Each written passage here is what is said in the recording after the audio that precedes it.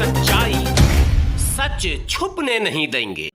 आज फिर उसी बात को दोहरा रहा हूं और देश के लोग सुनेंगे और अपनी राय आप देंगे तो हम लोग का भी मार्गदर्शन हो जाएगा। मैंने तब भी कहा था कि दरअसल इस देश के लिए सबसे बड़ी बीमारी जो है वो कांग्रेस। इस देश को जिन चीजों की आवश्यकता है, इस देश के गरीबों को, मजलूमों को, मजबूरों को, मजदूरों को, दलितों को, पिछड़ों को, आदिवासियों को जो असल जरूरत है जिसकी, कांग्रेस कभी नहीं चाहेगी कि इनकी वो जरूरतें पूरी हों। देश जिस संकट में है, अगर देश से प्यार है, देश की जनता से प्यार है, अगर यहां के मजलूमों से प्यार है, तो आपको सीटों के आंकड़े नहीं देखने होंगे। आपको यह देखना होगा कि इन चुनौतियों से कैसे निपटा जाएगा। लेकिन कांग्रेस को सीट की चिंता है। उत्तर प्रदेश में इतना चाहिए, बिहार में इतना चाहिए, बंगाल में इतना चाहिए, मतलब देश नहीं चाहिए, जनता नहीं चाहिए, मोदी से मुक्ति नहीं चाहिए, आरएसएस से मुक्ति नहीं चाहिए, मस्जिद मंदिर के झगड़े से मुक्ति नहीं चाहिए, मुझे तो सीट और सत्ता चाहिए। तो सवाल यह पैदा होता है कि जो आरोप आदरणीय प्रधानमंत्री जी लगा रहे हैं कांग्रेस पर, वो सिद्ध होता दिख रहा है, और जिस आरोप को लगातार वर्षों से मैं लगा रहा हूं वो भी सिद्ध होता दिख रहा। कितने कम अक्ल लोग हैं इस दल में, या फिर बहुत ज्यादा अक्लमंद हैं लोग इस दल में।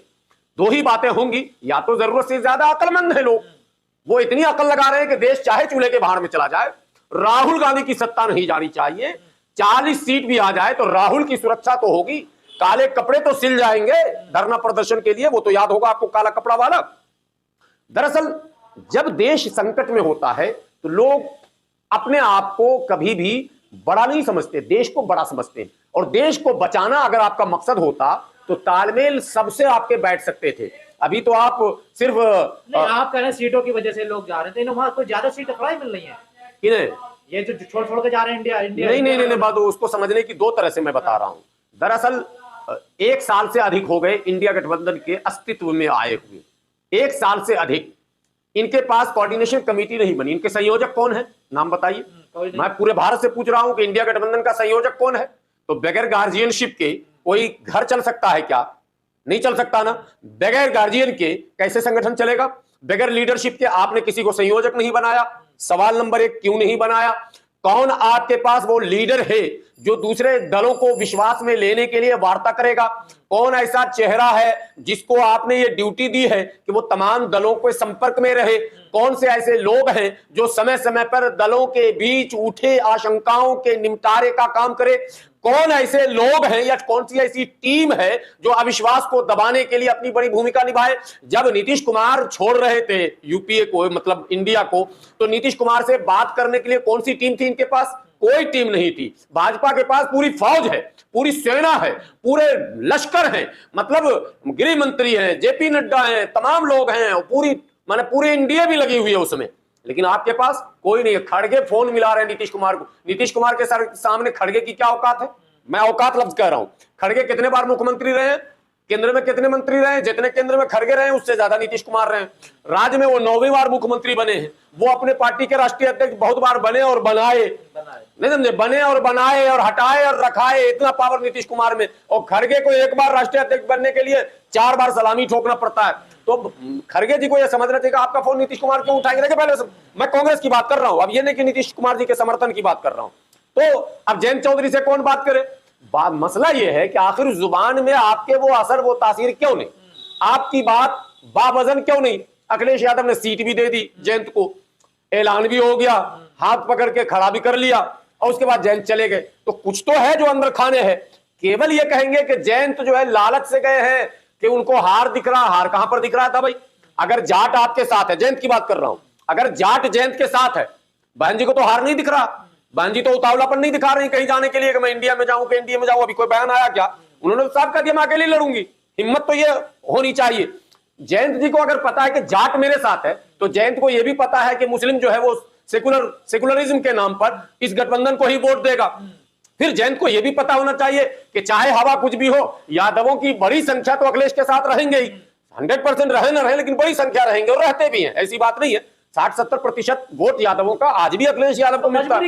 यही तो मैं पूछ रहा हूं। मजबूरी नंबर 1 के जयंत के साथ जाट नहीं है, जाट भाजपा के साथ जा चुका। ये नंबर 1 की बात है।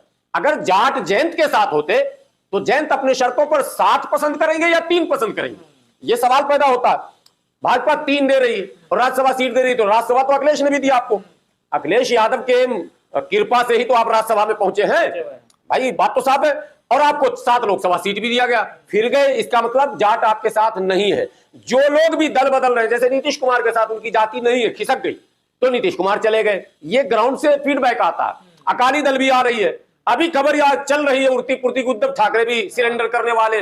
जिस उद्धव ठाकरे को शेर और चीता कहा जाता था, अड़ने वाला कहा जाता था, वो भी अब एनडीए की तरफ कदम बढ़ा रहे हैं। अजीब सा मसला है भाई। तो ये सब कुछ देखकर ऐसा लगता है कि कांग्रेस का जो रवैया है, दरअसल वो उस रवैये से टीएमसी, ममता बनर्जी इंडिया गठबंधन की सारी मीटिंगों में आई, चुनाव अकेले लड़ने का ऐलान कर रही।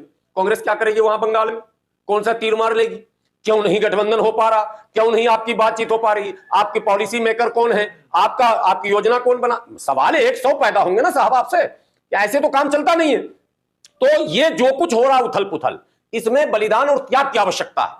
इसमें अपने आप को, अपनी पॉलिसियों को स्पष्ट रूप से रखने की आवश्यकता है कि भाई मैं इस पॉलिसी पर काम करूंगा, इससे आगे और पीछे मैं नहीं जाऊंगा। जनता स्वीकार करे ना करे, पाकिस्तान का चुनाव आ गया, अभी सारी सरकार लगी हुई थी, सेना लगी हुई थी, लेकिन हुआ नहीं। जनता ने जिसको लाया वो जीता।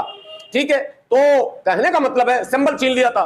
आपको पता, पाकिस्तान इमरान खान का सिंबल भी छीन लिया, जेल में भी डाल दिया, फिर भी जनता वोट दी। तो यहां भी सिंबल छीन लिए गए शरद पवार के, यहां भी सिंबल उद्धव के ठीक लगे, मगर इन लोग का कॉन्फिडेंस नहीं टिका हुआ नहीं है। इन लोग डगमगा गए, ये लोग उथल पुथल में है।